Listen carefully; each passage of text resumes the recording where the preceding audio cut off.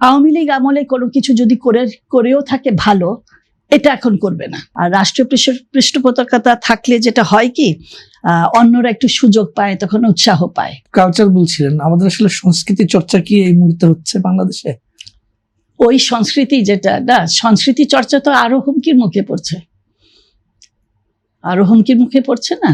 একটু ব্যাখ্যা করবেন দর্শকদের জন্য। আচ্ছা, আমি বলবো যে যখন ছায়ানটের মতো একটা প্রতিষ্ঠানের ভবনে আগুন লাগিয়ে দেয়, যখন বলা হয় যে একটা মানে যখন সংসদের প্রথম দিনে জাতীয় সঙ্গীত যখন বাজানো হয়, একটা রাজনৈতিক দল যেটা হলো অপোজিশন, তারা দাঁড়ায়ও না, ওই সম্মানটুকু জানানো তাদের কালচারও নাই।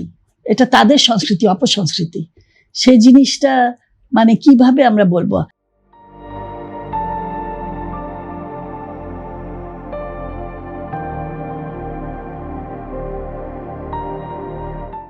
আর সবচেয়ে আমার লেগেছে যে বেতার, বাংলাদেশ বেতার থেকে ওদের যখন ওই যে ওই ইসেতে যে খবর যেটা আসছিল, এটা সাথে সাথে তো এটা ওরা উইথড্র করেছে, ঠিক আছে, ভালো, আমরা ধন্যবাদ জানাই উইথড্র করেছে, কিন্তু এটা আসলো কিভাবে আর কি মানসিকতা নিয়ে আসলো?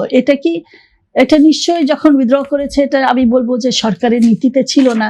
এটা কোনো ব্যক্তি মনে করছে যে আমার সংস্কৃতি আমি এখানে টিপ পড়তে দেব না, আমি এখানে ওড়না এক সাইডে রাখতে দিব না, মানে এই ক্ষুদ্র জিনিস পোশাকে দেখার কি একটা তো কিছু মার্জিত একটা তো থাকে, পোশাকের একটা ড্রেস কোড থাকে, থাকতেই হবে। সেটা তো আগেও ছিল, এখনো আছে। কেউ তো কোনো, আমি দেখি না কোনো সংবাদ পাঠক, এটা প্রাইভেট চ্যানেলে হোক, এটা আমাদের ইউটিউব বা সোশ্যাল মিডিয়া চ্যানেলগুলোতে হোক, বা এটা আমাদের সরকারি যেগুলোতে হোক, সবাই তো জানে যে আমি যখন সংবাদ পাঠক, আমি একটা সিরিয়াস কাজ করছি, আমি একটা সিরিয়াস ইসে নিয়ে যাব।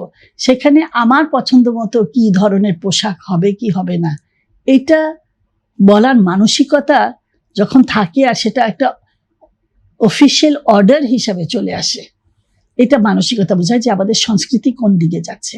আমাদের সংস্কৃতিকে টিকায় রাখার জন্য, আমাদের সংস্কৃতিটাকে, আমাদের খুব একটা রিচ সংস্কৃতি, আমাদের সংস্কৃতি কিন্তু বেশ একটা ভান্ডারটা অনেক বড়। আমরা তো মনে করি যে বাঙালি সংস্কৃতি আমাদের বাংলাদেশে অনেক অনেক উচ্চমানের পশ্চিমবাংলা থেকেও, যেহেতু আমরা চর্চাটা এটা করে আসছি, এটাকে হঠাৎ করে যে কোনো একজন এটা চেষ্টা করবে, এগুলো তো খুবই মানে খুবই দুঃখজনক। আর আমি তো দেখছি যে একটা জিনিস আমি যেটা জানি, যে এখন আওয়ামী লীগ আমলে কোনো কিছু যদি করেও থাকে ভালো, এটা এখন করবে না। একটা উদাহরণ আমি বলি, এটা সংস্কৃতি বিষয়ে যখন আসছে, নাটকের হল আমাদের মাত্র ঢাকায় দুটো মানে দুটো প্রতিষ্ঠান আছে। একটা হলো বেলি রোডের, ওটা হলো যে মহিলা সমিতি অডিটোরিয়াম, আর আরেকটা সরকারের যেটা হলো যে শিল্পকলা একাডেমি। সেখানে তিনটা ছোট, একটা বড় আর দুটা, একটা মিডিয়াম আর একটা ছোট। তো সরকারের যেটা, সেটাতে এটা একটু কম, ভাড়াটা একটু কম। তো বেলি রোডে যেটা ছিল, সেটাতে নাটকের যারা করে তারা বেশ চাপ দিয়ে অনেক আলাপ করে তারা এটা করেছে যে মহিলা সমিতিটা যেটা যা চার্জ করে তার একটা বড় পার্সেন্ট সরকারের মন্ত্রণালয় ওইটা মহিলা সমিতিকে দেবে ভর্তুকি হিসাবে, সো দ্যাট নাটকের চর্চা যেন চলতে থাকে, এটা যেন নাটকের চর্চা যেন চলে। এটা বন্ধ। আপনি তো সংস্কৃতির মানুষ। সংস্কৃতি মানুষ না, সংস্কৃতি মানুষদের সাথে ওঠা বসা আছে। ওঠা বসা, আপনি নিজেও চারুকলার ছাত্রী ছিলেন, আমি যতটুকু জানি। সেটি হচ্ছে এক সময় নাটকের যে চর্চা হতো, বা যাত্রাপালা হতো, পালা গান হতো, মধ্যরাতে বাউল গান হতো, সেই শিল্প সাহিত্য সংস্কৃতি এখন কোথায়, এবং এর সংকট কি আমাদের সমাজের অস্থিরতা বাড়াচ্ছে কিনা? বাড়াচ্ছে তো বটেই, কেন এগুলো সংস্কৃতির দিকে থাকলে না একটা ইতিবাচক দিকে মানুষের চিন্তা চেতনা সবকিছু বেড়ে যায়। তো এখন তো এটা তো বেশ অনেক আগে থেকে, আমি বলবো না এটা অন্তর্বর্তীকালীন সরকার অথবা এখন বিএনপি আসছে তাদের মধ্যে, এটা তার আগের থেকেও দেখেছি যে কিভাবে বাউলদেরকে কিভাবে যাত্রাপালা বন্ধ করে দেওয়া হলো, তারপরে ওই যে বাউল শিল্পীদেরকে ধরে মারধর করা বা হাজতে নিয়ে যাওয়া, এগুলো তো হয়েছে। তো এগুলো হয়েছে, ওগুলো তার মানে সৃষ্টি করেছে যে কিছু কিছু ব্যক্তিদের কিছু কিছু চিন্তাকে ওরা সুযোগ দিয়ে দিচ্ছে। তো আমি জাস্ট নাটকের কথা বললাম এই কারণে যে আমাদের ভালো নাটক হলে মানুষের চেতনা আর একটু বাড়ে, একটু সৃষ্টিশীলতা বাড়ে, একটু ভালো মানে একটা ভালো জায়গায় বিনোদনটা চলে আসে। কেন সোশ্যাল মিডিয়ার ভালো দিকও আছে কিন্তু খুব খারাপ দিকও আছে, খুব নেগেটিভ দিকও আছে, নেতিবাচক দিক আছে। তো ওটার দিকে আমরা যদি বা অন্যান্য মঞ্চের কথাই নাই বলি, এক সময় কিন্তু পথনাটক হতো, বা মফস্বল শহরগুলোতে হচ্ছে নাটক হতো। সেই সবকিছু এখন এক ধরনের যেটুকু হতো সেটুকু কিন্তু এখন এক ধরনের হচ্ছে না। আমি বলবো না যে হচ্ছে না, হচ্ছে যারা যারা করছে, কিন্তু ওটার একটা পাচ্ছে না। এখন শিল্পকলা এবং শিশু একাডেমি কেন্দ্রিক হচ্ছে, একসময় শিশু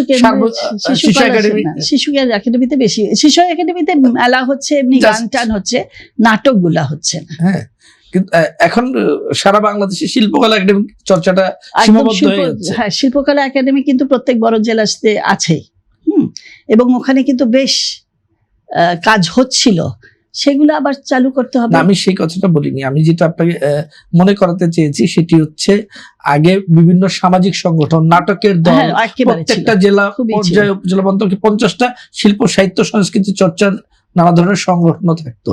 এখন সেই চর্চাটা একদম নেই বললেই চলে। একদম নেই। কেন এখন এই ক্ষেত্রে কি রাষ্ট্রীয় পৃষ্ঠপোষকতার অভাব, নাকি? না, শুধু রাষ্ট্রীয় পৃষ্ঠপোষকতা না, কিছুটা আছে অবশ্যই। আর রাষ্ট্রীয় পৃষ্ঠপোষকতা থাকলে যেটা হয় কি, অন্যরা একটু সুযোগ পায়, তখন উৎসাহ পায়। এখন যেটা হচ্ছে যে আমাদের কালচারটা হয়ে গেছে খুব ব্যক্তিকেন্দ্রিক, আর ওই সোশ্যাল মিডিয়ার মোবাইল আর ইগুলো পাওয়ার পরে, ওই ল্যাপটপ বা যাই হোক আমার, এইগুলো পাওয়ার পরে ওটার উপরেই নির্ভর করে, মানে বই পড়াও তো কমে গেছে। এখন বই যারা পড়ে তারা কিন্তু তাদের ইসের থেকে পড়ে, ওই মানে ফোনে অনলাইনে পড়ছে। এইগুলো মানে একদম পড়া কমে গেছে আমাদের এই জিনিসগুলো। এবার তো যেরকম বই মেলা অল্প কয়েকদিনের জন্য হয়েছে, সেই তো ছিল না, ওই ভাইব্রেন্সি ছিল না।